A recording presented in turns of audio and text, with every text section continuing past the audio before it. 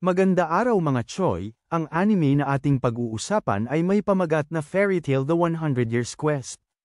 Isang taon matapos madaig ng Fairy Tail Guild ang diabolical forces ng Acnologia at Zeref, si Natsu at ang kanyang team ay naglakbay patungo sa hilagang kontinente ng Guillotina, kung saan hinanap nila ang employer ng 100 Years Quest at tinanggap ang halos imposible nilang misyon na masil ang 5 Dragon Gods. Ang quest na ito ay lubhang mapanghamon at mapanganib na nanatiling hindi natutupad sa loob ng mahigit 1 siglo. Bagamat hindi mabilang na mga salamangkero ang nagtangkang gawin ang nakakapanghinayang layuning ito, ang kanilang mga resulta ay mas malala.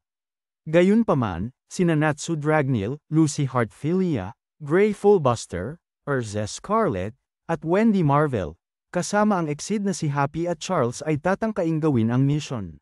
Determinado na magawa ang kanilang tila hindi malulutas na misyon, sinimulan ni Natsu at ng kanyang mga kaibigan ang kanilang mapanganib na paghahanap para sa mga Dragon God.